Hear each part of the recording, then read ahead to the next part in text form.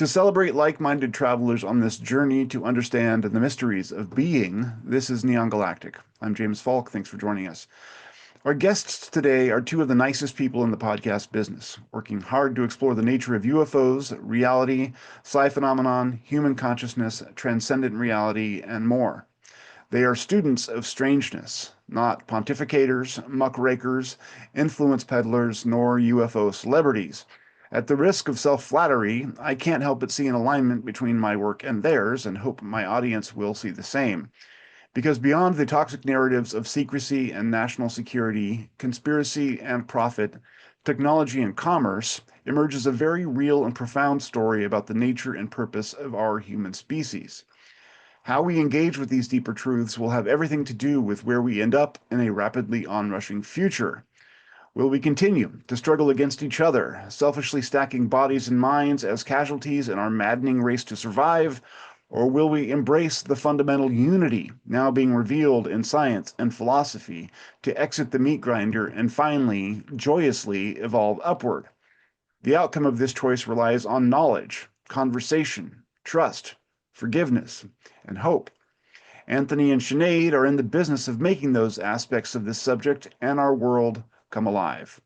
Welcome to the show. Thank Wow. you so much, James. So I That didn't was say in the intro, you guys host the Fire in the Cosmos podcast, so that's where people can find your work. Yeah, I mean, I feel like you guys are allies with me in the fight and trying to sort of foster a constructive conversation around UAPs, human potential, and all of the mysteries that go into those things. So that's That was a why beautiful intro. Thank you well, so I much. appreciate yes. that, man. We don't deserve that, but we feel the same way about your show. Thank you for doing what you do. No problem. You know, I write these intros, and a lot of people are like, "I don't deserve that," and I'm like, "No, you do." It's like I'm just trying to express what you guys are doing great work, and so I want to show that gratitude by, saying the things that I think are true. And I think a lot of times we're just kind of on guard socially, so we don't want to say the things that, you know, are maybe a little bit more penetrating than just normal facts, but are all true nonetheless. So you guys, Well, Sinead, I've had you on the show before. Anthony, you're new on Neon Galactic, so why don't we start with you? People can listen to your podcast for some of your personal history and how you've got into this space and whatnot. But let's just start with why this subject. I mean, how did you get drawn into UAPs slash everything else, and what fascinates you about it? Sure. Still working on my elevator pitch, so I'll see how I can do. I so I was formerly an open source intelligence analyst, studying media, social media, and disinformation narratives in the geopolitical space, mostly counterterrorism focused, with a government contractor in the DC area. I was doing that professionally for 15 years after college. Probably towards the beginning of that time period and latter parts of college, I had what I usually don't talk about are my first kind of anomalous experiences were these jarring sleep paralysis encounters with entities that at the time I just dismissed as like psychopathology. And I was not into this field, so I did not really have any awareness of the various theories and ways of thinking about these phenomena. So I just kind of dismissed it and moved on with my life. Typical college guy, like partying, going out. After college, I had a long-term serious girlfriend for a while. So I was kind of stuck in the routine of day-to-day life. And there's nothing wrong with that, but that's where most of us are, Yeah. especially in the West. And it really took COVID and quarantine time period to kind of shake me out of that routine, as it did for so many of us, and forced me to kind of look at deeper parts of myself, to become more contemplative. I started going for walks. I was kind of forced to as a result of an injury that I was recovering from, and like long 1 hour walks in outside in nature, and started listening to podcasts in this space. Because I was always kind of interested in this stuff, but had never applied the same kind of approach I did to my obsessiveness over like politics and geopolitics. So I kind of I wanted something that felt more meaningful, and that like the first few times I started listening to things in this space, I started getting that pretty quickly. And I had no idea about the connection with consciousness. To me, this was just like a nuts and bolts thing, or a negative narrative around things like abductions and terrifying encounters that you see in mainstream media or in Hollywood. Yeah, And that changed me very quickly, and I very soon uh, came to a position where I wanted to have one of those positive experiences that I was hearing about and reading about as I dove into this. yeah, And that's what kind of led me to develop this contact protocol for myself. And we can get into that later if you want. But sure. um, that's really what thrust me into this pretty quickly. So you developed a protocol, and then later on, the obliterate the construct was your like solo version of the podcast. Is that right? How did that come Uh, about? yeah, no, actually, I had a previous co-host before Sinead Oh, on okay, that okay. podcast, Butayina. That came about. That was a year and a half after that first major, this first major experience that I had on this contact protocol. So that was in the experience was in spring of 2023. Um, and it just, I mean, it changed me so much. I was a super introverted person before that. Um, it like shocked me out of that. I was told by the entities I encountered that I kind of needed to talk about this stuff. Um, and it just I had this passion that I didn't have before in this space. But there were these like, weirdly magical, synchronistic things that were happening in my life very soon after that experience that just kind of snowballed, and it was just like one domino after the other, where within like a few months I found myself super connected in this space, especially being in the DC area. Yeah, But I mean, my networks grew exponentially. Found myself like within like 6 to 10 months after my experience, I had met Lou Elizondo, I had met Jay Stratton. I'm not gonna like drop more names, but I met a lot of people. yeah. Um, and I was also being connected with other creators in the space and thinkers who are approaching this from the consciousness side as well. I joined groups like the Scientific and Medical Network in the UK and the Galileo Commission, who are more focused on consciousness. And I was introduced to like the Division of Perceptual Studies at University of Virginia Yeah, and the yeah. Monroe Institute folks. And all of this was happening like in a very small period of time in my life, and it just changed me completely. And that's what compelled me to start the podcast. Okay, so how you developed your own contact protocol? Was there, I mean, had you heard of like CE5 or other modalities? And then what led you to start your own? And then, of course, I want to hear what the experience was that cracked you open, if we can get into that. Sure. Yes, I had heard of CE5 before. Growing up, like high school and after high school, like so I was watching like Ancient Aliens. I was watching I don't know what it was called, like UFO Hunters or something on History Channel or Discovery One of the Channel. many iterations of whatever shows, right? The Yeah, yeah, I was watching that Project kind of Blue stuff. Book or yeah, Yeah, well, this was before Project Blue Book. Not that young. yeah. So yeah, and I had become aware of Greer's Disclosure Project. I saw that like I think around high school. And it was interesting to me. It was fascinating, but it didn't like pull me into this field. And then later on, once I started diving in, like around COVID, I kind of went back to that and I watched some of Greer's documentaries. Um, some of the consciousness stuff that he talked about really resonated with me, but some of his other approaches did not resonate with me. So I felt like there was something accurate and true about the CE5 approach, particularly this like connection with this field of consciousness that I was seeing in my other research and deep dives Hmm. in other areas. And I mean, I saw connections with like mystical phenomena of all sorts, different cultures and traditions and their approaches to contact, whether it's with divinity or ancestors or NHI, however they called that. And yeah, I mean, I basically applied like a syncretic approach to the protocol I created. So I took a little bit of everything, I guess, from different areas. So there Mhm. was some CE5 components involved. And I trained on that stuff without. So for those who don't know, the main component of the protocol did include psilocybin mushrooms. But I added meditation from the Monroe Institute, their gateway process specifically. I added breath work techniques beforehand, fasting, being in an actual state of mind that is loving and heart-centered for a while beforehand. So a few other modalities like that, and essentially sensory deprivation throughout the entire journey. So before that, before I did it the first time altogether, I trained on all the other components of it first for like 6 to 8 months or so. So that included doing things like the gateway process meditations and then combining those with CE5 type work and sky watching right after entering into that state.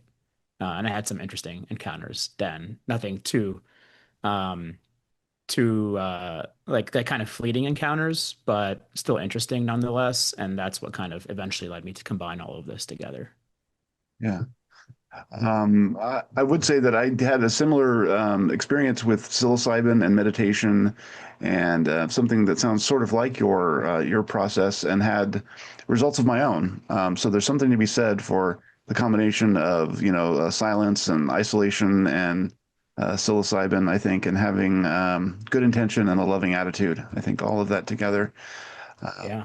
I actually can added music. Like I actually I wasn't silent. I actually used a specific type of music that I felt this deep connection with, and it was this shamanic drumming type of music that had these like nature sounds around it.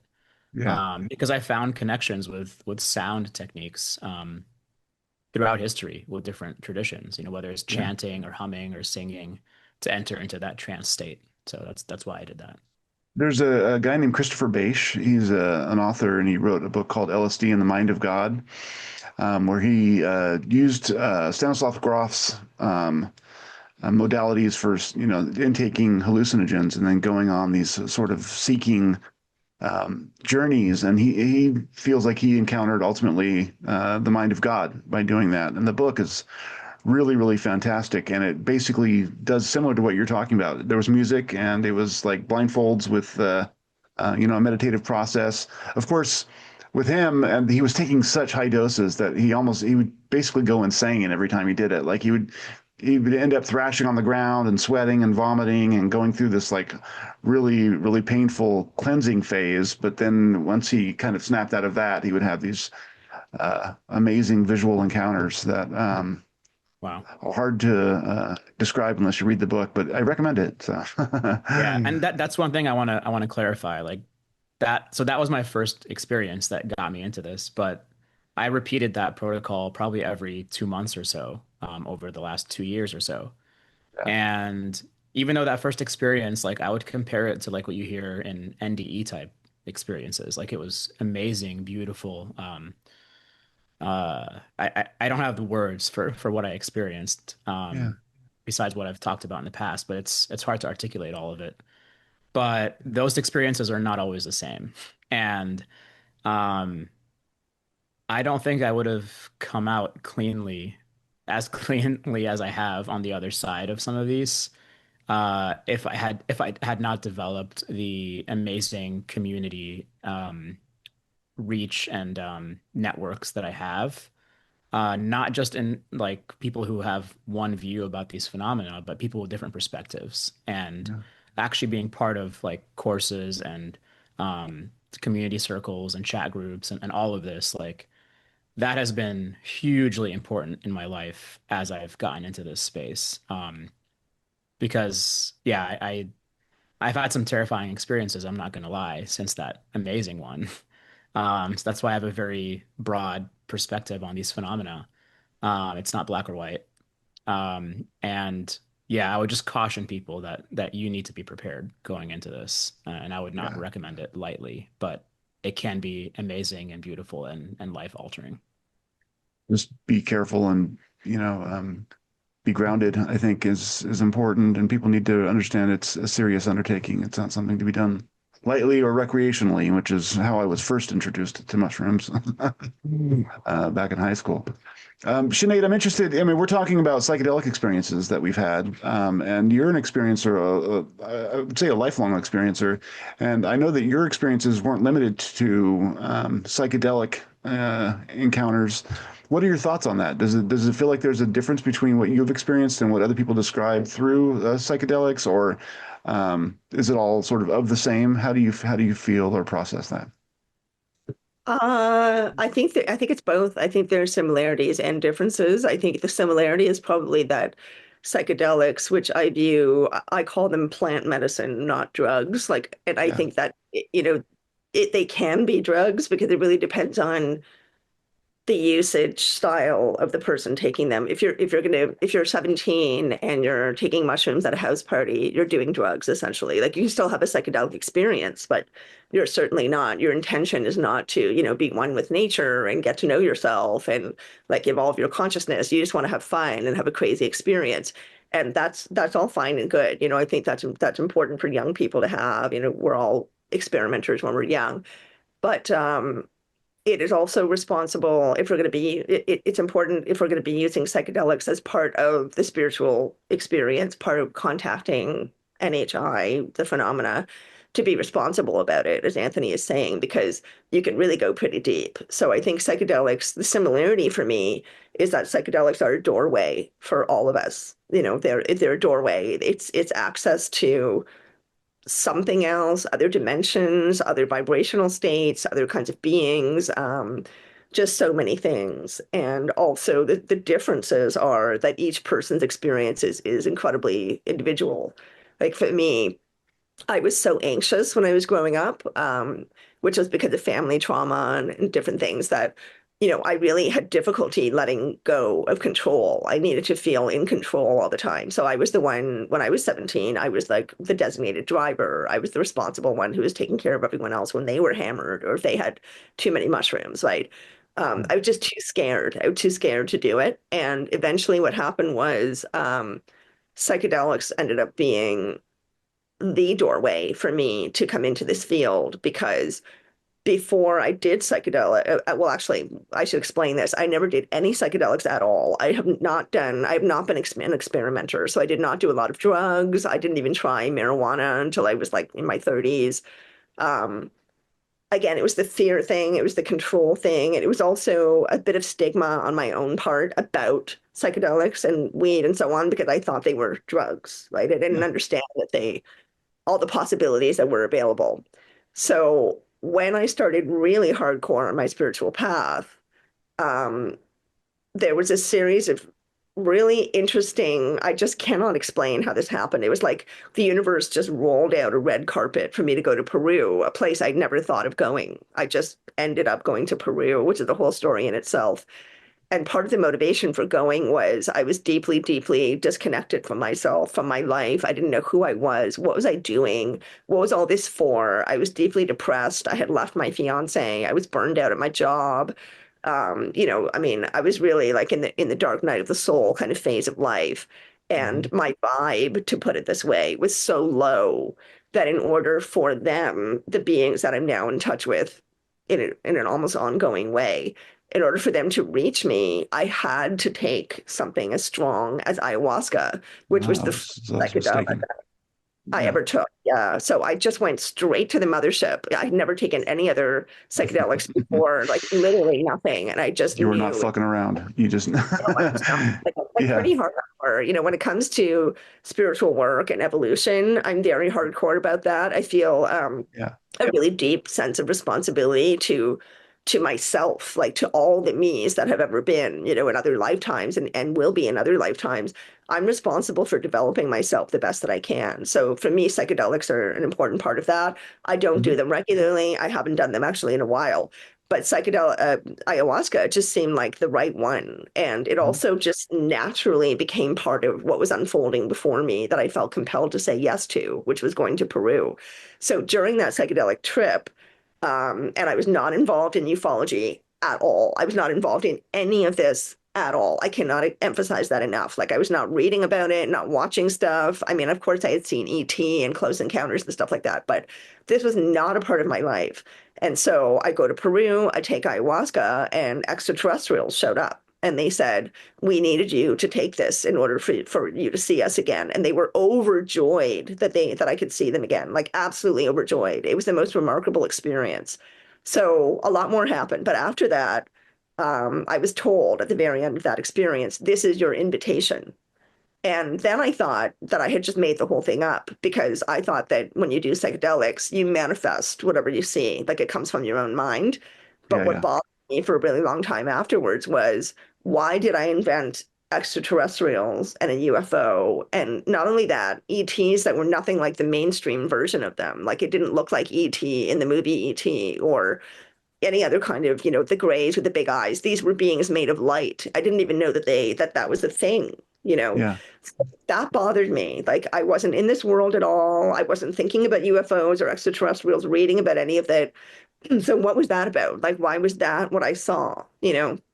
And I hmm, think that really got me thinking, not just about what was really going on there, but also about what psychedelics have done for me, right? Because I think that's one of the advantages of them. If you're willing to work with them in a responsible way, it is really like they are consciousness. The plants are alive, they are intelligent, they are conscious, yeah, they have yeah, yeah, spirit. As the wise indigenous people that we've ignored all this time have been telling us and have known for thousands of years, right? So that was my experience. I felt like this was a conscious, alive being that was saying, hey, there are these other folks, these light beings that I want you to meet. And I'm the one who's inviting you into my house so you can meet them. It felt like this was not something I planned. It was not something I intended. It was something that psychedelics gave to me without me having any intention of it. So yeah, that was really fascinating for me. That's kind of a long answer to your question, but I just find, there's similarities and there are differences when it comes to psychedelics. I think that there's some tenets that are incredibly important, like being responsible for how you engage with them, being responsible for what your intentions are. As Anthony was mentioning in his protocol, coming from a place of love, making sure you have a thorough kind of pathway to meet the psychedelic, meet the plant spirit, that spirit that's trying to engage with you, whether it be mushrooms or ayahuasca. You really have to be aware, in the whole process. You can't just take a bunch of stuff and then wait and see what happens. I mean, you could, but that would be a whole other a whole ball of wax. different kind of thing. Yeah. So, I mean, you guys are both co-hosting the Fire in the Cosmos podcast now. What would you say your mission is in terms of the work that you're doing there? And from each of you, what so far has been your favorite experience associated with the podcast, and something you might refer people to as a sort of a good moment for them to sort of get a sample. Oh boy. I love our And Sure. origin. I think we should tell our origin story, Anthony.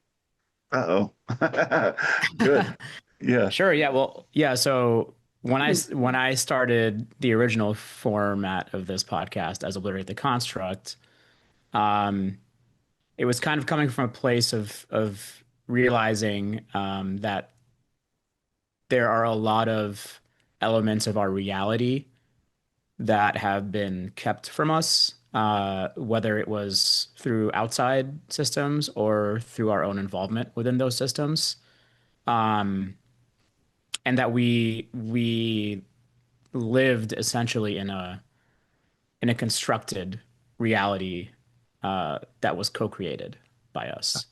okay, Um, and I came at it from this position of like intensity that I wanted to obliterate that. yeah, yeah. And No, I hear that. I want all of us to obliterate that. Yeah. Um, Throw off the and manacles or the shackles or whatever. And yeah, yeah, and yeah, that was it was pretty broad, and that meant like the disinformation, the the kind of patronizing secrecy around these topics, and just the loss of agency, and that is a part of all this. And it pissed me off, to be frank. Like the more I learned about how deep some of these things went, these phenomena and the implications of them for us, for humans, and for our reality beyond our humanness. It pissed me off that we were not all provided, very few of us were provided with enough information to navigate through these realities and through our multidimensional selves. So yeah, that was kind of the impetus to start the podcast was how can we, with what we know, which is still not a lot, but what we've experienced, what others have experienced, what others teach and study. So from everyday people to scientists to academics, how can that information be leveraged to counter the more nefarious and patronizing construction of realities to help us be better suited to play a role in that co-creation. Yeah. And that kind of led into what eventually became Fire in the Cosmos. But I would say with a bit more from a bit more compassionate approach. Yeah. But I'll let Sinead tell that story. Well, what I love about it is Anthony and I had both been told so many times by different people, just friends in our lives. We didn't know each other at all at the time. We were both individually told that you should do a podcast, you should do a podcast, you should do a podcast. I'm not actually an on-camera, like I'm much more of a behind the camera person. I like to be, quieter. But it seems to be part of my, I guess, responsibility, to communicate, not just my own personal experience, but also perspectives, and then also bring other people into the conversation. Exactly what you're doing, James, right? Giving people a voice, giving people an audience, building community. And Mhm. so I had tried to start a podcast with someone that is a really lovely person, but it just was really not working for me for various reasons.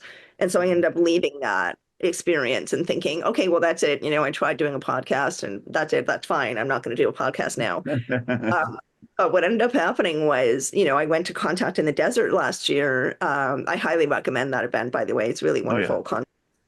Yeah, really wonderful. Amazing vibe, like really fantastic conversations. Anyway, I got there, and a good friend of mine is Hakeem Isler, who created the Psy Games. And so I had arranged to Hmm. meet Hakeem the very first day that I got to Contact, just to say hi and catch up with him. Anthony happened to walk up to us right when Hakeem got there, and Hakeem already knew him. So he introduced Anthony and I. That became a 5 hour long conversation with Anthony and I, who just met, like right there at the door. But it was Yeah, immediately like, Hakeem left after like the first hour. yeah, he loved it. And we just kept chatting and chatting and chatting. This is the very first day. I mean, this is actually the The night night before before. started. And we just immediately recognized each other, Anthony and I. It was like we knew each other right away. We were old friends or we were family or something. It was just this immediate connection. And so we both felt very comfortable. We were having this great conversation. And I was staying at the hotel across the street. So Anthony walks me over and we end up sitting in the yard of the hotel talking until 3 o'clock in the morning or something ridiculous. And during that conversation, Anthony was talking about his experience of podcasting, and I shared my experience of podcasting, and we were talking about all kinds of other things. Then the next morning, just sharing and getting to know each other, both sharing our crazy experiences. And the next morning at nine And I o'clock, was also sharing about how, I was not too happy with how things were going with with my previous co-host in terms of being in alignment on things. And you had said that, you had had similar experiences with yours as well. And we were just yeah, talking about that. Yeah. So go ahead. yeah, I wasn't going to say that out loud, so I'm glad you said it. But Awesome. yeah, so Radical transparency. we're History, sort of right? It is what it is. I mean, it's life, right? Like there's ups and Yeah. downs. I think it should be a little bit more okay for us to talk about difficulties we have with other human beings without it being necessarily a complaint about that person or a judgment. It's just Exactly. things that didn't work. Chemistry and stuff. Like sometimes the energy's not right or whatever, Yeah. Absolutely. Yeah. Yeah. So we shared a bit about that. And then, we both went to sleep thinking this is great. Like I met this awesome new friend. And then the next morning at nine Well, o'clock in the morning, I went to sleep thinking, oh man, I can't believe I already have a co-host because this woman would make the perfect co-host. Like that is exactly what I was looking for, but I'm stuck. That's how I went to bed. Meanwhile, I was also thinking, and neither one of us was saying this like during our conversation. I was Yeah. also thinking, oh my God, Anthony would be such a fabulous podcast co-host. And it's too bad he already got a co-host because, he'd be so great to have a podcast with. So Yeah. I was thinking that, but I just let go of it because I thought he's already got a podcast. He has a co-host. Yeah. He goes to bed thinking this. We didn't communicate this to each other at all. Okay. So we were already thinking of each other as being great co-hosts. Next morning, 9 o'clock, Anthony comes up to me with this gigantic coffee. He's all bleary eyed. We were up until 3 o'clock in the morning. He's like, Sinead, guess what? And he just looks at me and I look at him and I'm like, what? And he said, and we just looked at each other for a minute. And I said, Anthony, are we having a telepathic moment? And he says, yes. And I said, okay. And then he says, guess what? My podcast co-host resigned this morning. Oh my gosh, what a weird synchronicity that is. Yeah. Yes. Out of nowhere. Like there was nothing that precipitated it that I was aware of. Out of nowhere. It just happened. And so right then and there, we're looking at each other and I'm looking at him and he's looking at me. We know we're thinking the same thing. So I said, Anthony, are you about to ask me to be your podcast co-host? He goes, yes. And I was like, yay, so then we just immediately started planning and it was energetically exactly right. Like it just felt so right. So that was in May. It's now December. It's been And fantastic. we ended up on the same connecting flight back home. Like she was going to Canada and I was flying back to DC and we ended up on the same flight. In the same We got flight. That's crazy too. we Yeah, got seats yeah. next we got seats next to each other and we just started planning right there in the airplane on the way out. Yeah. So it's a fated partnership, it sounds like. It sounds like the universe conspired to get you two together. Absolutely. And that's actually something else we also have in common is that Anthony and I have both had this experience of, you know, we're so wholeheartedly committed to this community and beyond the community of ufology, we're wholeheartedly committed to being the best humans we can be, evolving ourselves, learning as much as we can about consciousness, making a contribution to life. We don't want to just bump into things, pay bills, and die. Like we know there's so much more to life. Yeah. So what we're finding is probably because of our commitment, which comes from the heart, right? That it just seems like the universe is taking care of us. Like the right people, opportunities, connections just land in our laps. And so we've both been Yeah. incredibly lucky. We've just naturally met the most wonderful people who are so interesting, knowledgeable, dedicated and very involved. And we just met them. And so it just happened that when we met each other to start the podcast, we also had this experience of being like, oh, you have a great, you're really connected. I'm really connected. We both are coming from the heart. The people Mhm. that we connect with the most as leaders in the field are also coming from the heart. This Mhm. just feels right. Like there's something about this that we need to do something with this. It's not even a choice. It's like, yes, this is in the flow. This is just what's meant to happen. And Yeah. and as we continue to work together, that has continued to happen just more and more and more. The right people, wonderful connections, wonderful conversations. And so ultimately, I think that's what we share more than anything else is our desire to bring people together to create connection that comes from heart-centered consciousness, not up here in the head, right, where everyone thinks consciousness lives. But I think that's really just intellectualism. It's our thinking, it's our left brain capacity, which is equally valuable. But consciousness is so much more than thinking about things. It's incredibly experiential, right? You have to Yeah. experience consciousness. So, yeah, I mean, I think that's something you share with us as well, James, because you've had your own experiences too, right? I'm sure you can Yeah. relate to that.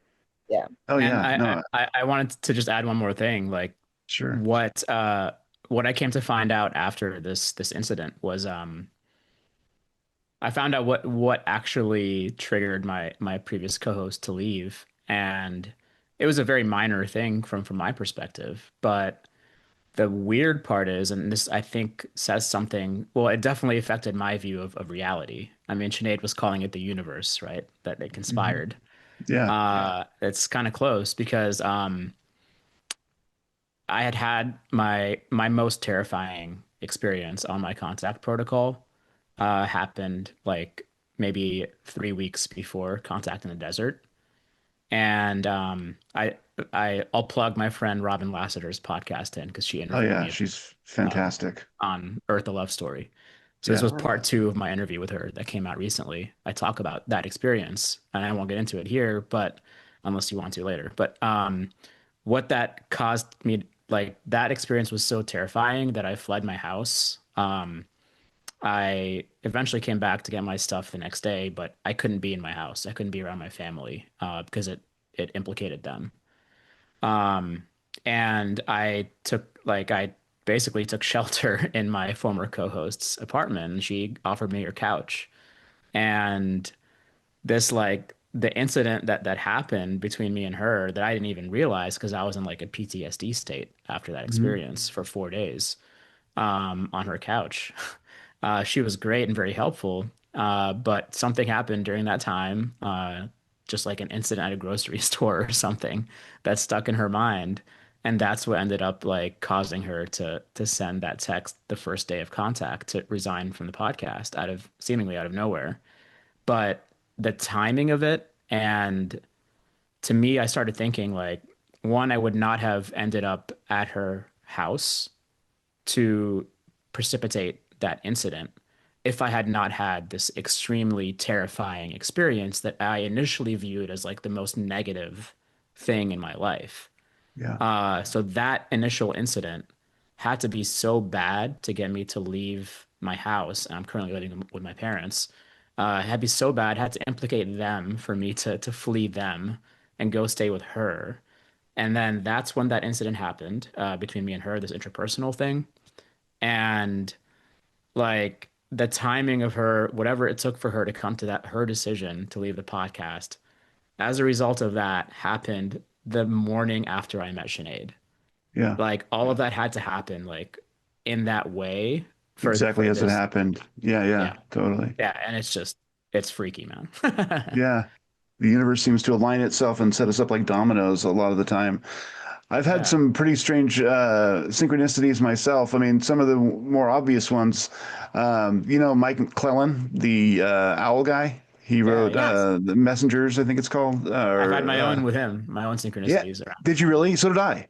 And it fucking totally blew my mind. Like I live in, like I said, Northern California and Redwood Country, and I have a little stretch of woods that I walk through every day almost. Like, I mean, probably 5, 6 days a week. And I go for half an hour, usually, maybe an hour. And I have never seen an owl in this forest ever, like if before or since.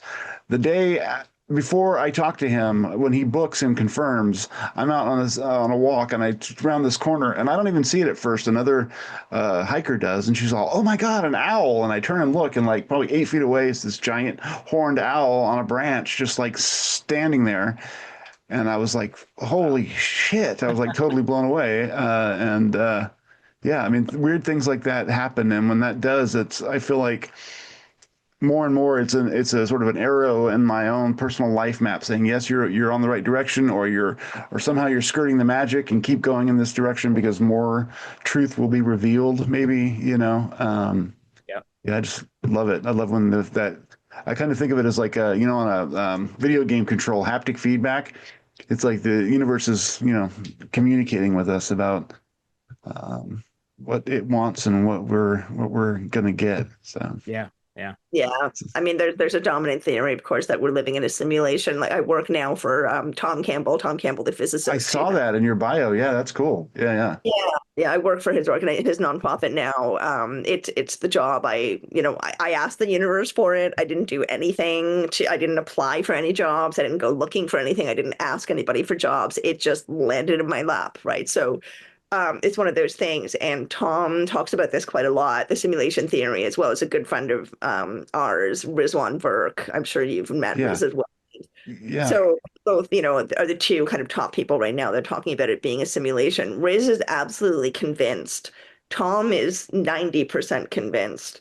I feel like, whenever there's a theory that's presented, and so many of the theories are so incredibly compelling and convincing. I mean, I could latch on to any one of them and go, yes, this is it. This is the thing. Like, this is yeah, reality.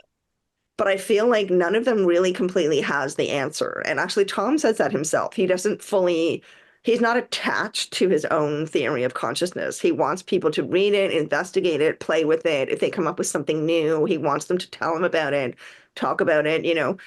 So I love that. I love that he's flexible in his approach. He's not just like, Hmm. this is the answer. I have created the answer, everyone. This is it. You know, Yeah, he knows that it's just one theory out there out of many. And so what I keep finding is it's a puzzle piece kind of scenario, right? Like exactly right. every of these theories is part of the truth. It's part of what is happening. And why can't it be all the things? You Hmm. know, like our reality is so incredibly beyond our comprehension, complex, multi-layered. You know, we now know that we're living in a multi-dimensional reality. Um, Quantum physics is roaring forward and revealing more and more about how reality actually works. We're learning new things about energy all the time. We're learning new things about consciousness. We know that we're not our bodies, right? So why can't it be all the things? And I feel like there's a lot of attachment to answers in our community, right? To like Hmm. arriving. Yeah. And I'm just not interested in that. I feel like it's I a really love cool. it. That's a totally important point. I think that's what is therapeutic about this subject and about all of these conversations that we're having is that it's opened us up to be enchanted again, to kind of wonder and engage our imaginations, and that brings satisfaction and happiness and kind of an engagement that I didn't have before ever. You know, but now I'm excited to get up and think about things and have conversations with people. And it's not about deciding which is the right answer. It's just like it could be this or it could be this other thing, and it sends you off on these trajectories to think about what the implications of each of these ideas are. And I get really allergic to people who say I have the answer. You know, it's like, A no, you lot of don't. that. Yeah, No, you yeah. don't. You have an opinion, and maybe that's a well-founded opinion, but it's not the answer. So anyway, I just wanted to say, yeah, I totally agree with that I love vehemently. what you said, James. I just want to say one more thing on that. You know, Mhm. like the joy and the excitement and the curiosity and the brain kind of lighting up and going, "Ooh, I can't wait to read more about this or that." That is such a major part of any explorer's experience, I think, in this field. And I think especially those of us who are willing to live in the space of I don't know, because as you were just saying, when you live in the space of I don't know, every possibility is available, right? Like you can play with all of them and just have fun exploring them rather than getting attached to just one, boxing yourself in and then carrying that around with you and trying to convince everyone else that that's the right way. I just Yeah, think you're setting yourself up for a lot of frustration, you know, by doing that. yeah. I Yeah, mean, and even if it's just a I'd matter like, of defending it, you know. Go ahead. yeah, and I'd like to. I mean, James, like one of my favorite words that I use when I'm talking to people about this is re-enchantment and what Hmm. it's done for me. So I'm right there Yeah, with you. yeah, And I would like to, you know, I tell the audience like there are so many, there are a lot of negative and fear-based and like apocalyptic narratives in this space right now, over the past 6 months or so. And I would be lying if I said it didn't affect me. Like it has affected me. I felt it energetically, like where my attention and awareness is being pulled sometimes when I hear things, especially from credible sources. Um, but what has kind of pulled me out of that is that enchantment and that re-enchantment. When I'm kind of reminded um, that there are apparently like nested layers of reality, and there's so many things happening at once. There's so many players involved. We don't even understand the extent to which we are a player in all of this, and human potential shows that we can be a much bigger player than we think. It's kind of what I was hinting at with the whole synchronicity stuff. Like, who knows yeah, what's happening at higher levels and our role in that, subtly.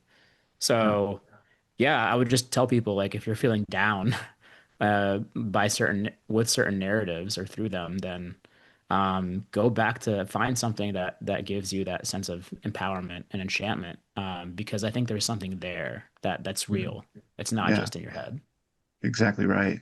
And it's interesting. One of the accusations that gets made by some of the folks who are like sort of the anti-UFO brigade, whether it's Stephen Greenstreet or Mick West, that there's like this religiosity about UFO folks, especially in the Pentagon. I mean, the narrative is basically like the OSAP few were these dedicated UFO believers, and they infected others with this idea about the paranormal, and that's what's led to all this UFO stuff. And they basically want to say that it's a a budding UFO religion that they're defending us against, kind of. And the difference between the UFO subject and people who get really passionate about it and religions in their full flower is that lack of dogma. Like if people are doing it properly, like Sinead was mentioning, it's not about having the answer, it's about asking the questions and opening yourself up to that wonder. And so you can live in that magical space that the best religions can bring, but you're not deciding on anything.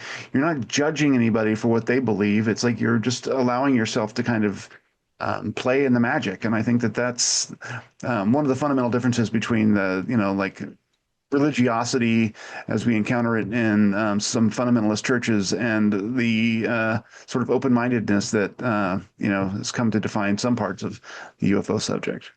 Yep. Agree. Yep. And I mean, I do see, like, I don't see the rising tide of ufology as being a form of religion. I actually don't agree with that. I do think Yeah, that, however, that people like Diana Pasulka, who are so incredibly well read, far, far more than I am on the topic, she definitely has a point. I understand why she's saying what she says and why other people yeah, also say that. But I don't think it's exactly the same thing, partially because of reasons you just mentioned, partially also because with religion, religion has become so man-made. It's really become a form of controlling people, right? From exactly. like other humans controlling humans. And this issue, it goes beyond humans. It goes beyond humanity. It goes beyond Earth. I mean, we're now going to, in our lifetime, we're going to become, I think, aware, like actually really for real, aware and integrated with the reality that there are intelligences that exist in the galaxy, in the cosmos, that are interacting with us, that want to interact with us, that we can interact with, that we can benefit from that kind of interaction. But I know that this really freaks people out, and I know that people who are fundamentalist religious people in whatever form, Islamic, Jewish, Catholic, whatever Christian, they're going to have the hardest time with it because they have such an entrenched belief system.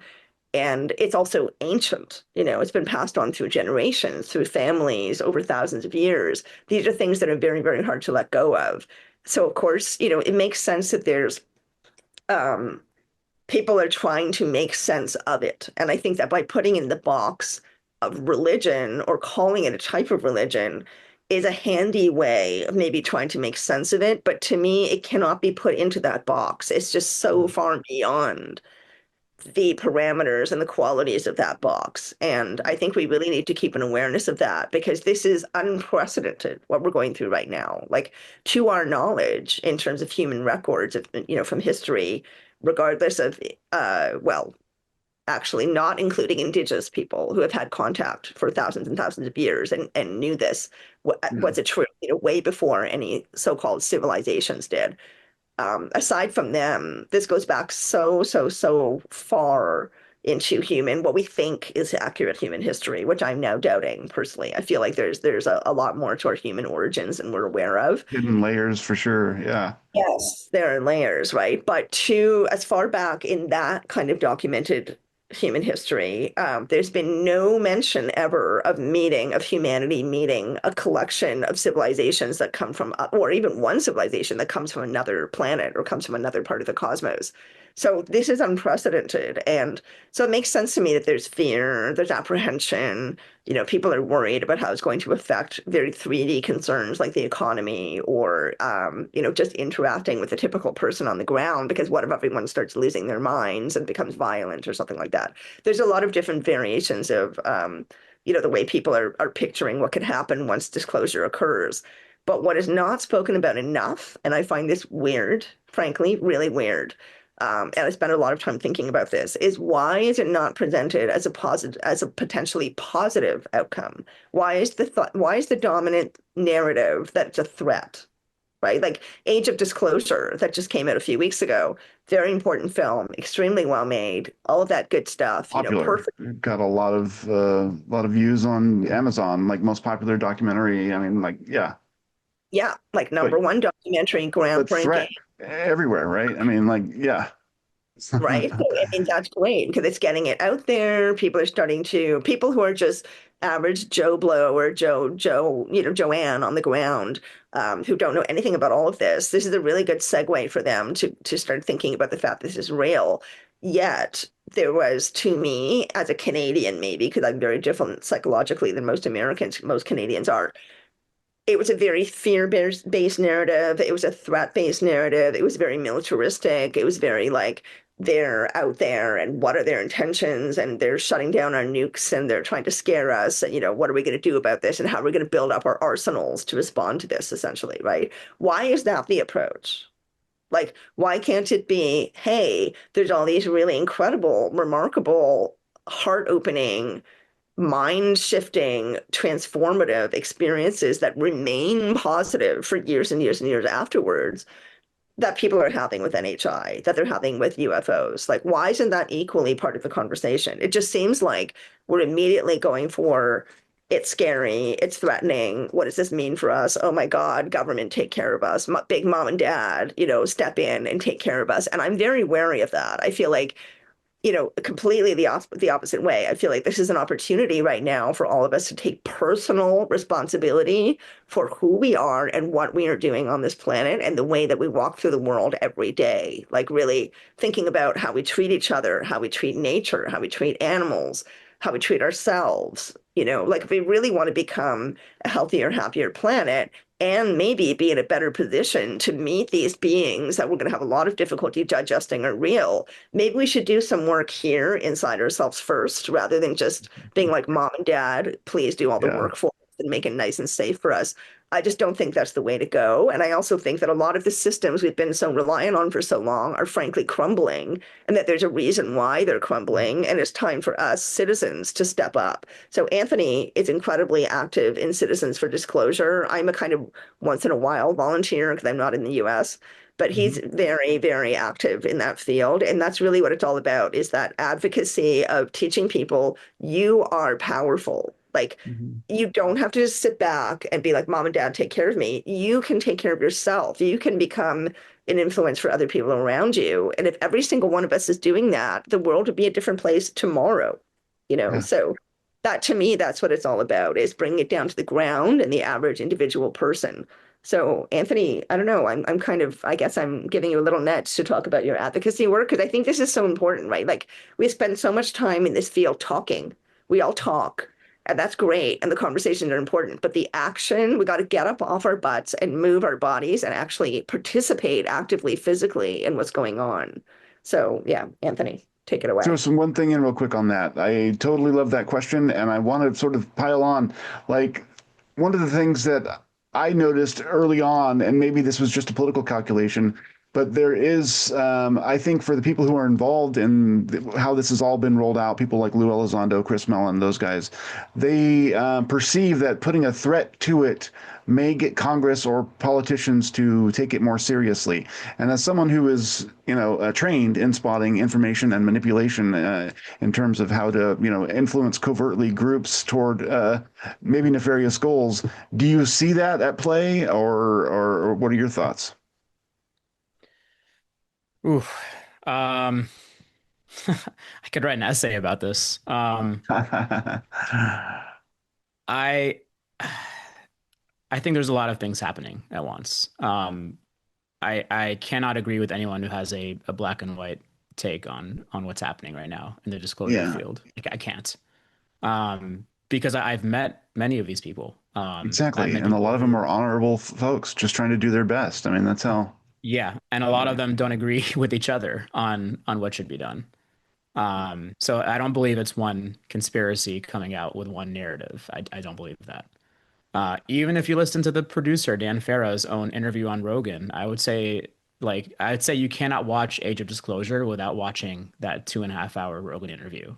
You won't get the whole picture. He adds so many nuggets in there. He adds information on, having discussions with a high level Senate staffer about the purpose of the film and what can be done. I've actually met that staffer and had the same discussion. And like this film is targeting the political environment. It's targeting the media and the Congress to get them to be willing and able to feel willing and able to do something about this, to create the political will for them to do that. Exactly. Because the Senate Intelligence Committee has received over 40 whistleblowers, some of whom are firsthand, from what we understand, who have been talking with them for several years now. And the only senators who we've heard really publicly address this are Schumer, Gillibrand, and Rubio. Maybe one or two others, maybe. Warner, maybe, Um, and obliquely. Warner, so I'm in Virginia. Warner represents my state. Warner talked about like gave a few comments about this, I think in like 2021. Yeah, and has Um, been like, I called his zilch. office. I called his office as part of Citizens for Disclosure. Like we have campaigns where we call our senators and Congress people. Mhm. I called his office last summer and was like, "Hey guys, where's Warner been on the whole UAP thing? It's been 2 years. He hasn't said a word." And they're like, "Oh yeah, like uh, I'll refer you back to what he said in 2021, and that's his position." So they're silent. Um, and what I was told by that staffer back in February of this year, before AOD came out, Age of Disclosure, um, was that this film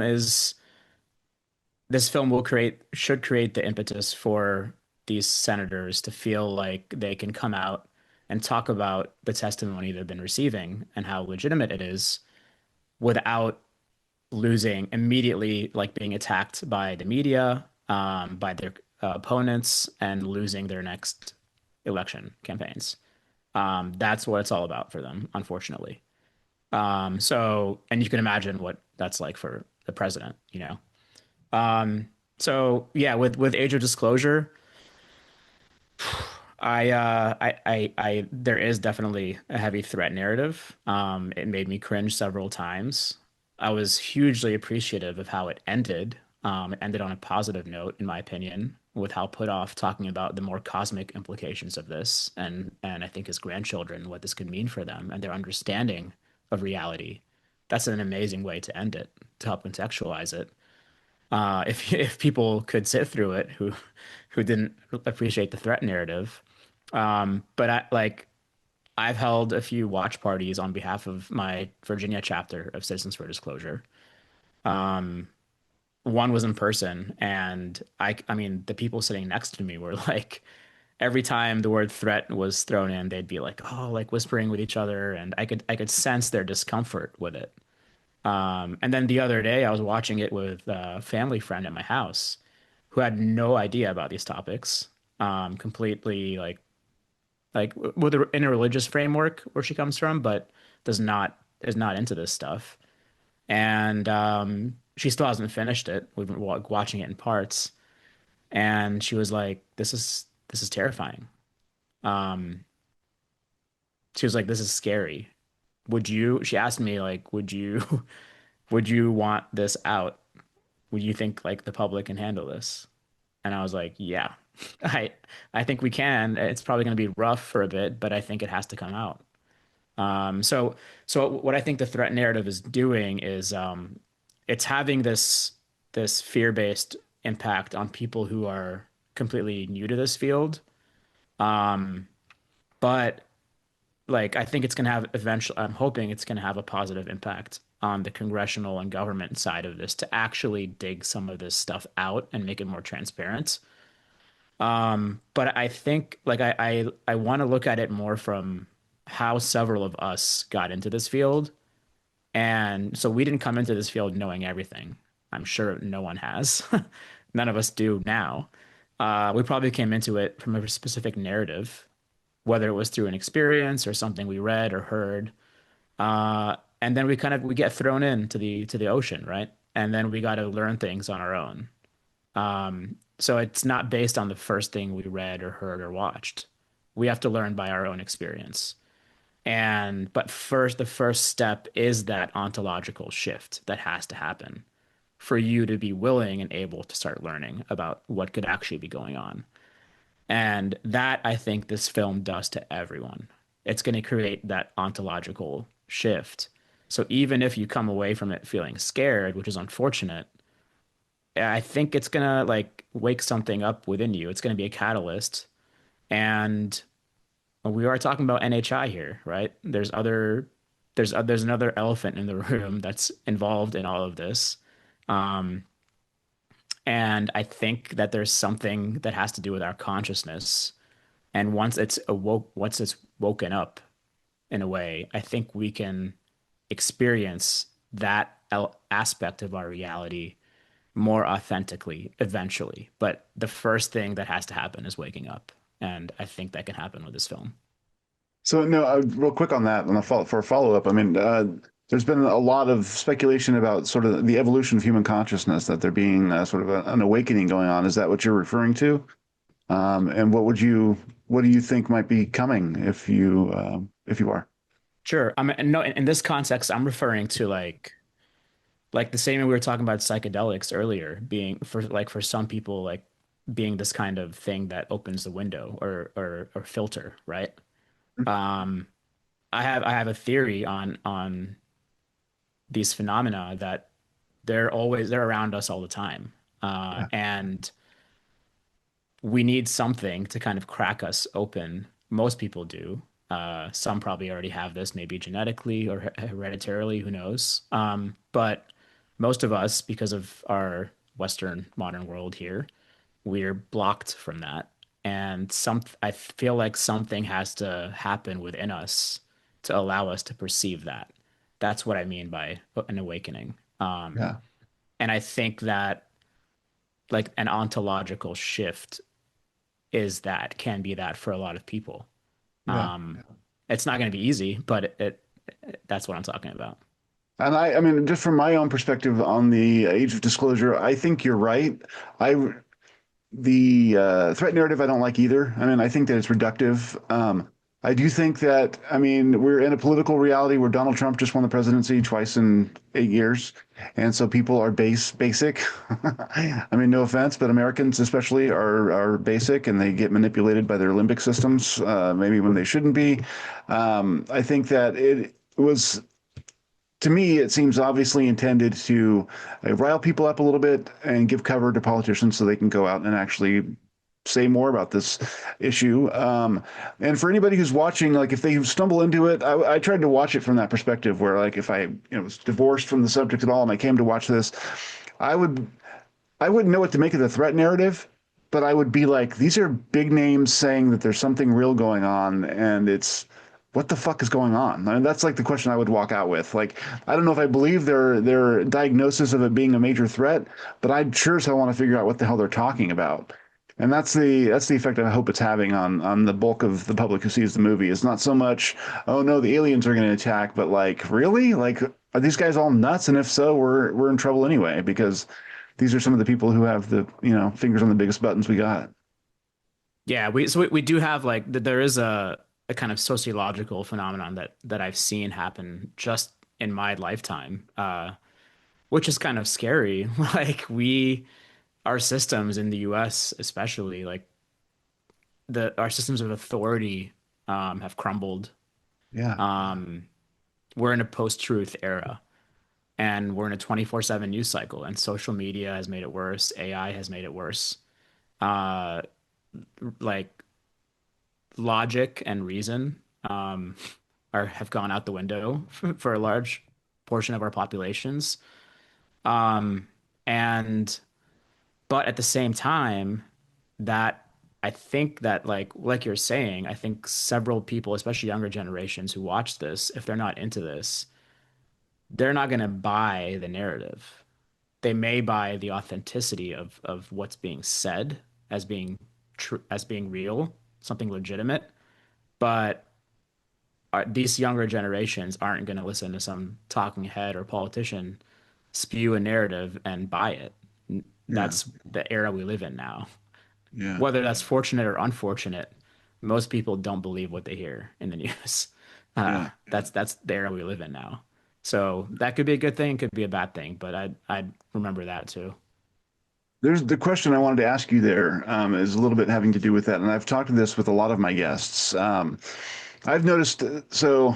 I am politically left of center. I'll just be straight out and say that, and I don't mean to offend people who aren't, but that's where I'm at, and I'm honest about that on the air. However, saying that, like I see people on the right often are way more open-minded on this subject and are trying to engage with it honestly and seriously, more so on this subject than on a lot of other subjects. So I appreciate their advocacy and where they're at on it.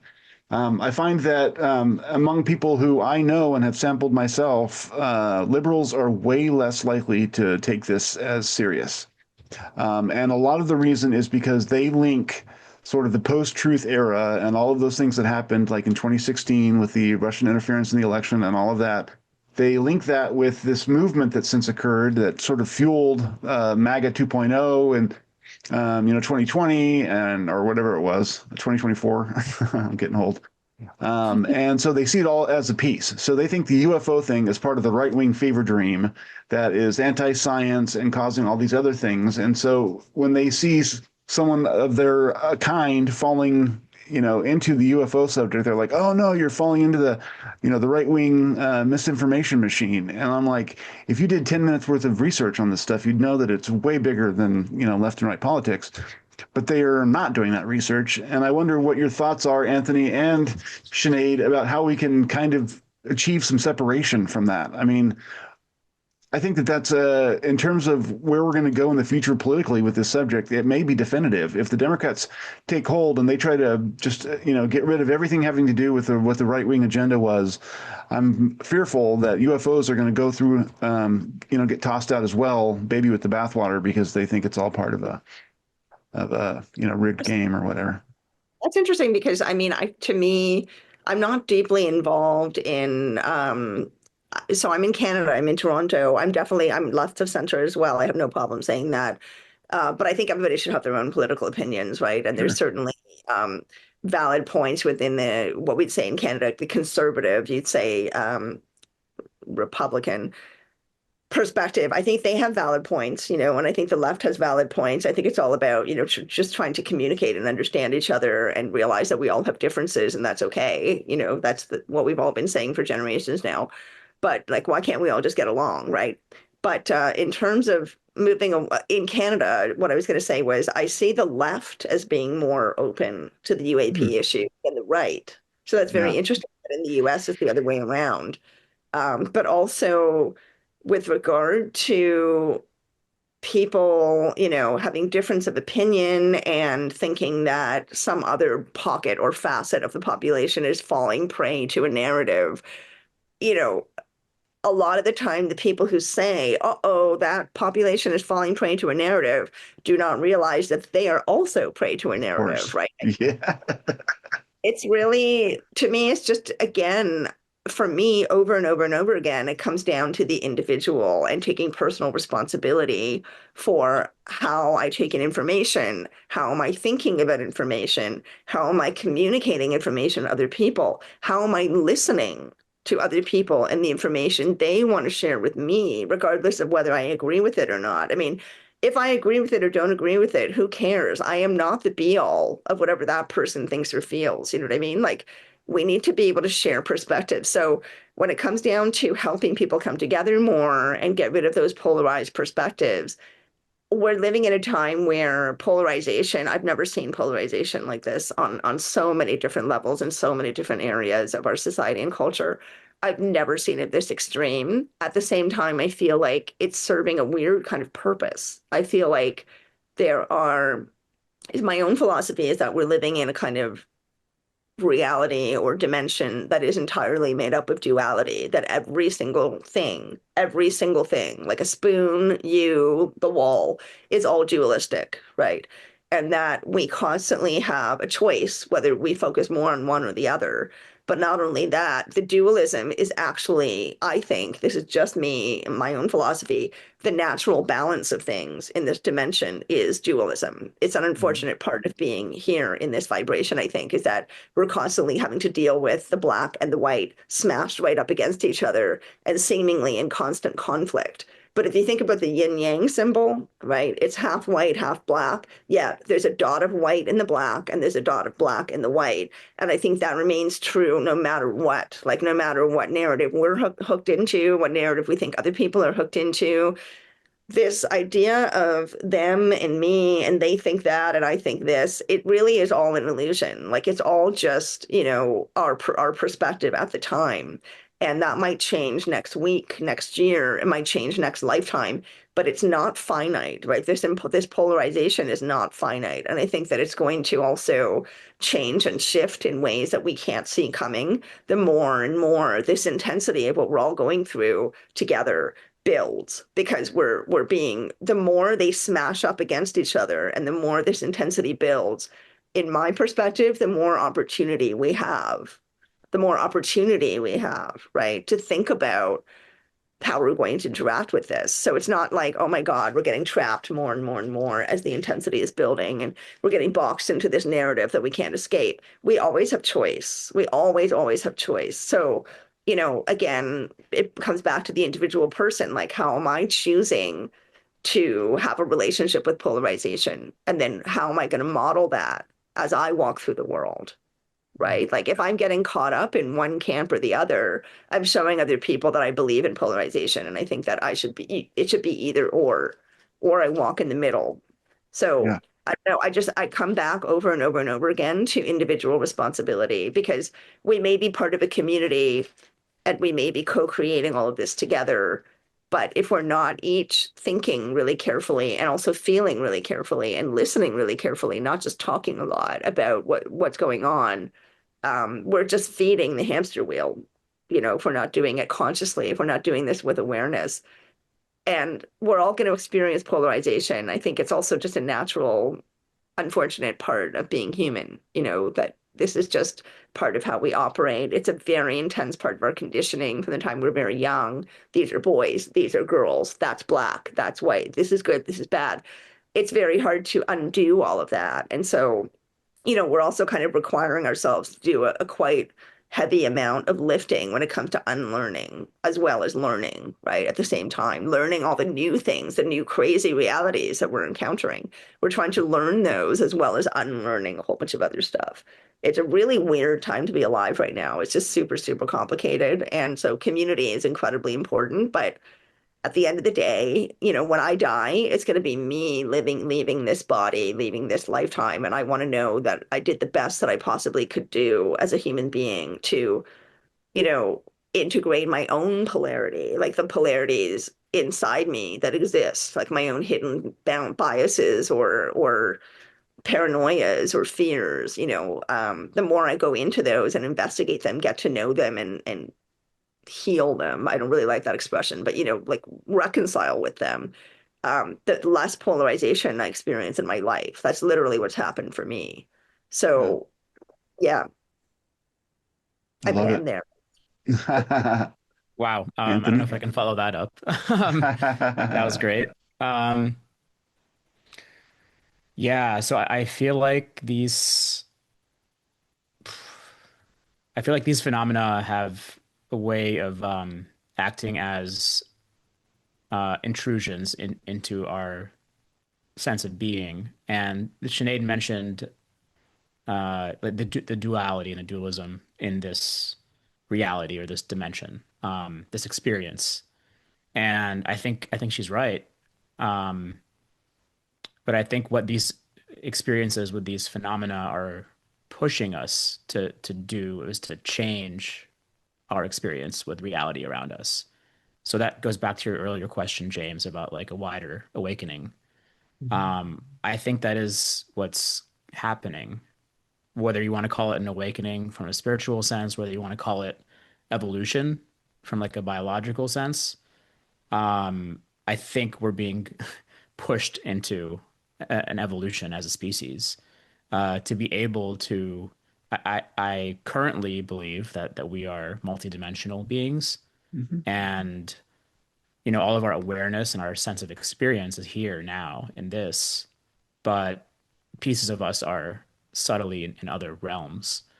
And I think that the way we evolve is to be more exposed to those other realms. And some of it isn't always going to be great, but it's going to create a different way of being and a way of being that will eventually become less dualistic, in my opinion. Yeah. And I don't know, like we can play a certain role in that. Those of us who've had these experiences and have this awareness, there's only so much we can do. It is on every individual, but I do think that we have a role to play here. I feel that calling and that conviction in what I do. Um, and I mean, I came into this very left of center. Um, I still am socially and politically, but the way I deal with people who don't think like me has completely changed now, especially Yeah. politically or religiously. I also grew up very religious Catholic. That has changed, and that was changing before I got into this. So I've had the experience of kind of evolving in different ways, evolving paradigms really and worldviews. But I also am surrounded by people who have different paradigms and worldviews, especially in my family. So I think that's what we're being called to do. And um, I don't think it's going to be a smooth transition, but I think it's a necessary one. And Yeah. yeah, I would say just like Sinead said, be better around people, especially ones who don't think like you. And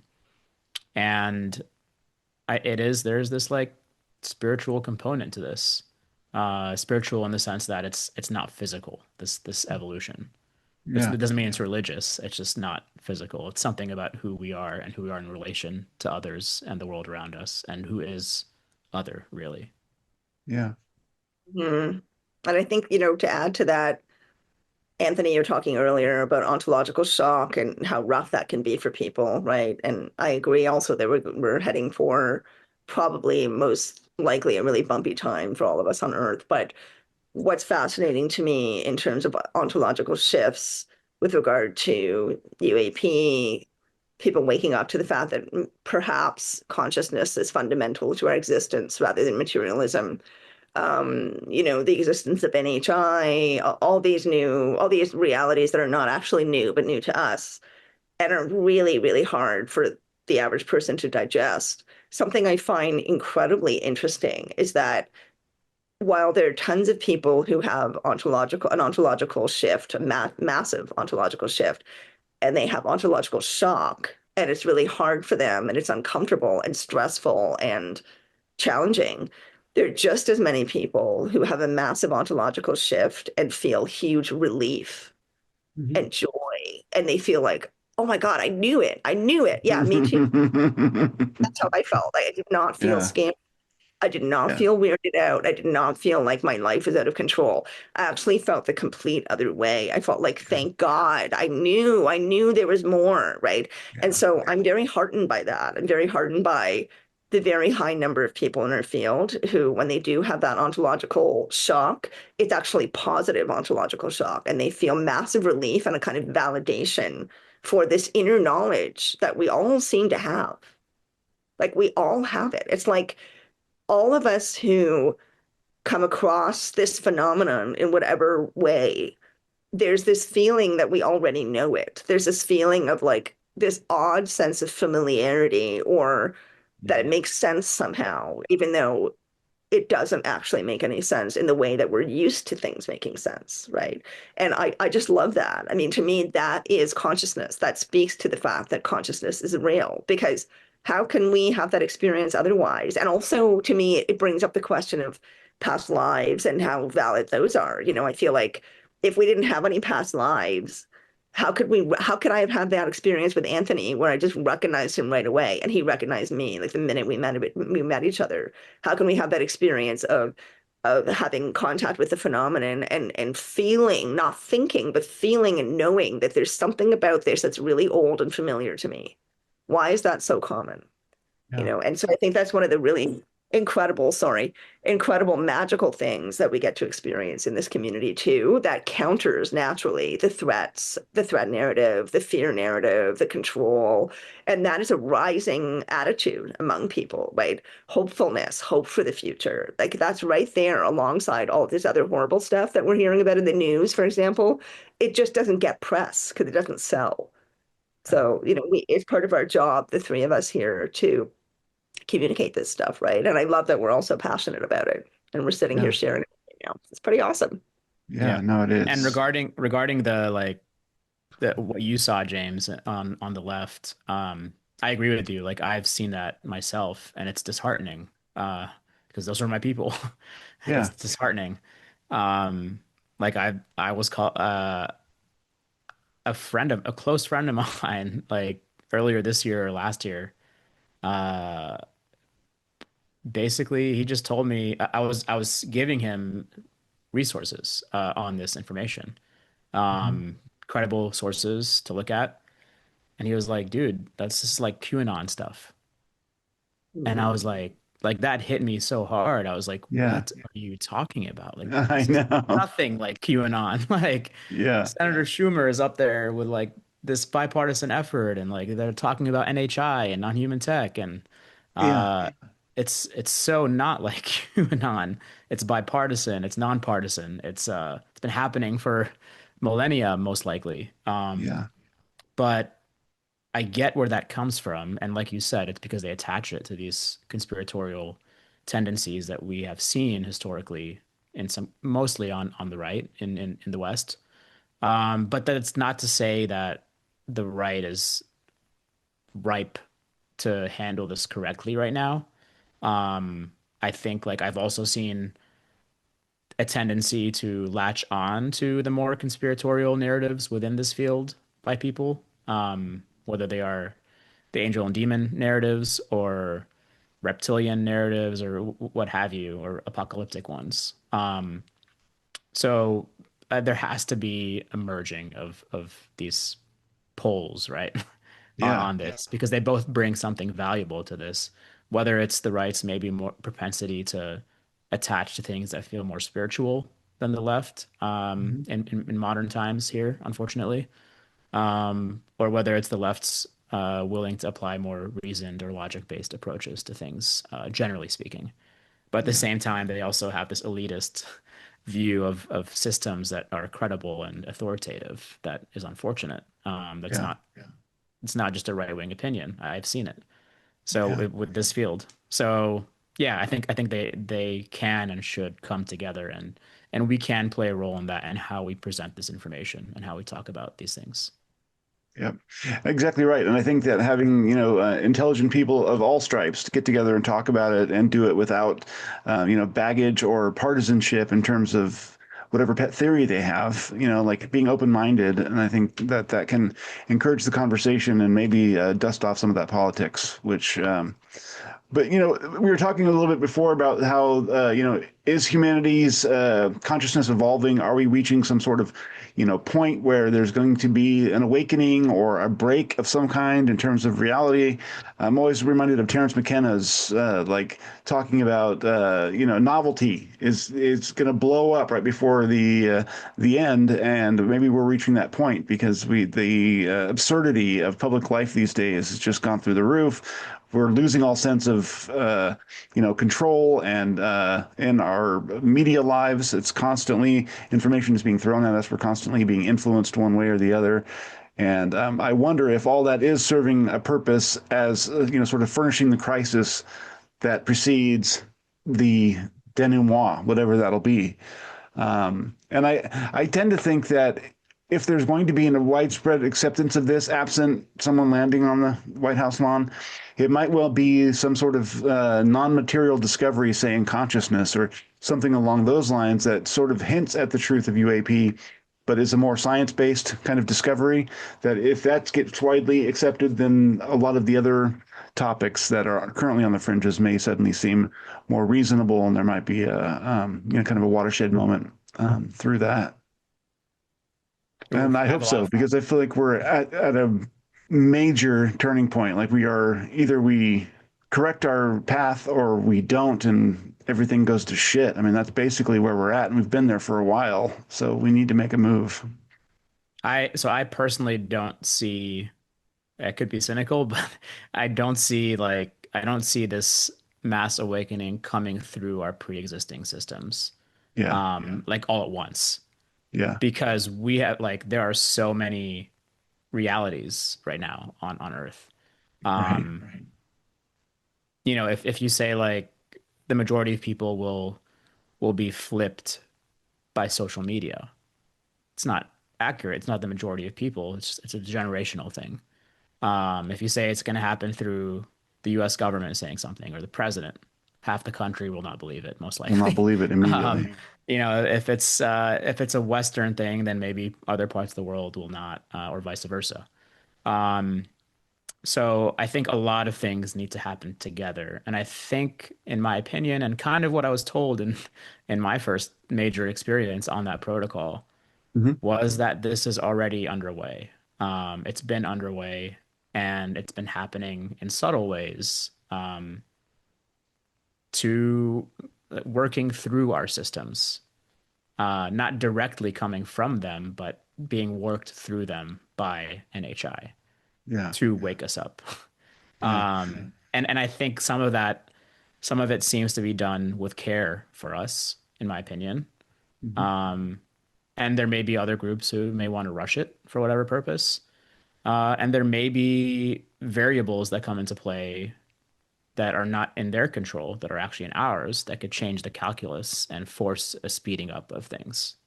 So Hmm. I think it's all on the table. And if that Yeah. speeding up happens, then maybe there has to be some like more sudden, widespread event that could risk instability, but the calculus has changed for some reason and it has to be done. So I Yeah. see all of the above as possible. Yeah, I Fascinating. agree with that. And I think too that, again, I'm very heartened by the fact that there is a kind of on the ground movement happening that really doesn't, I'm not sure how much it's really talked about. I feel like there's a lot of top down pressure right now, but there's also a lot of bottom up pressure because there's a meaning crisis happening Hmm. among the human race. And one thing that I don't think we're ever going to lose is our desire for real, true, genuine meaning in life, in whatever way that occurs for us. It could be through the meaning of human connection, relationships. It could be through the meaning of valuable work, whatever it is. Meaning itself, what is meaningful, has changed so much. I mean, the nuclear family is gone. News sources have changed tremendously, all the things we're already aware of.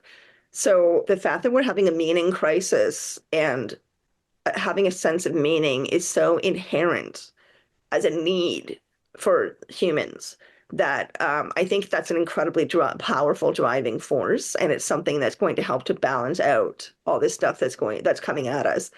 Hmm. Because I feel like the awakening, to use that phrase, the awakening. I don't really like using those catchphrases, but it's an easy one to use. People know what you mean when you use it. I feel like it's already happening. It's already been happening for a long time. It's been like a Yeah. slow kind of thing, and now it's speeding up. And I also think disclosure has already happened. I don't feel like we need governments to tell us that this is real. Again, it's the kind of mom and dad thing, right? Like if mom and dad tell us, then we'll think it's real. But we all know. I mean, every single person in the world has literally a computer in their hand now. Even the poorest of the poor in India, people living in the slums of India have cell phones. So we're all able to record the human experience all the time and share it and put it online. And that means that these stories that are happening on the ground to just the typical person, these incredible stories of contact, of experiences, of seeing UFOs, they're just growing exponentially. And this has been going on for long enough now that to me, it means disclosure has already happened. We know that this is real. So, adding to that is the fact that this whole field of ufology, UAP studies, whatever you want to call it, it only started because of experiencers, right? If it wasn't for Yeah. experiencers who dealt with incredible stigma, trauma, social ostracization, if it wasn't for people like Betty and Barney Hill, people earlier than them coming forth and talking about what's happened to them, ufology might never have formed. It might never have become the community that it is. And it's a very strong community, and it's got a lot of positive qualities. If you're not on X all the time, it has a lot of positive qualities. X is a handy source for information, but my favorite thing is being with the tribe, so to speak, like being with people at Contact in the Desert, at Soul, at whatever event, because that's where you get a real sense of what the community is really like. And it's full of people who genuinely care. They really care about what's going on for themselves, for others, for the world, right? So when we talk about all of this, I come back to the heart of it over and over again, which for me is that it's that search for meaning, the genuineness of the desire for connection and for knowledge of self and of truth that everybody has.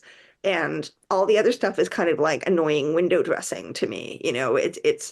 It's all part and parcel of what we're going through and what we're experiencing and what we're encountering, but I don't think it's really what's at the heart of it. I have a lot of faith in humans. And I think that, we're going through an unfortunate trend right now of people saying things like, oh, people suck. I hate people.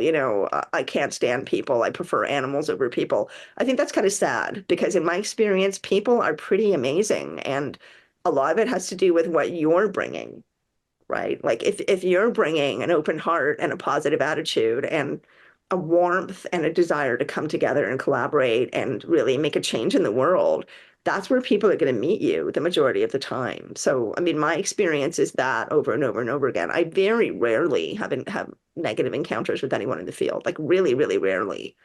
And I think that if I was walking around with a different mindset, a different attitude, I would probably attract different conversations and people. But that's just not my focus. My focus is I think we're very powerful. I think there's a huge amount of hope possible for us for the future, even though everything looks super scary right now. And it's really all about doing that individual personal work and coming together as community and sharing and caring and listening. I know that sounds like a Hallmark card, but seriously, it's actually very practical, right? Like caring is a practical thing. Caring benefits us all in practical ways. Listening benefits us all in practical ways, right?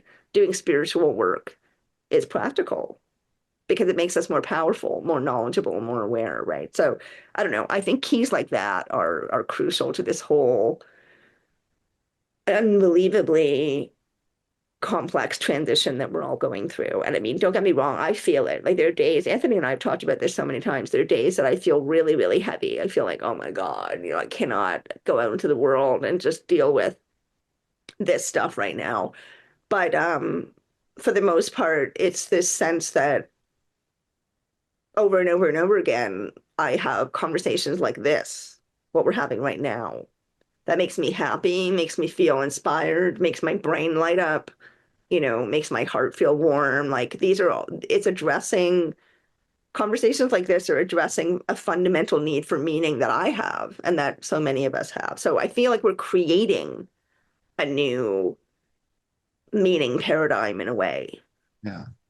and that we're perhaps watching the crumbling of all the old, but at the same time, overlapping, we're building new. And that's partially because disclosure is already occurring and partially because the awakening is already happening. Like people are already making this happen. Does that Yeah. make sense? Yeah. No, Yeah. I totally agree. And I think that is the work that I'm engaged in, and you guys too. I mean, trying to find meaning in all of this, in the face of chaos, in the face of unrelenting change. Yeah, I think that's about time. Thank you guys so much for coming on the show. Thank you so much for having us, James. Yeah, fantastic conversation. And I hope my viewers will check out your show. Give you guys a like and a subscribe because you guys deserve it. And keep up having the beautiful conversations. Thank Thank you you. so much. Yeah, we're on YouTube, video primarily, and we're on audio everywhere else you find audio podcasts. And we do have a Patreon. If you can support us, we would hugely appreciate it. Of course. We don't have any funds coming in really, and we do this all on our own dime. Yeah.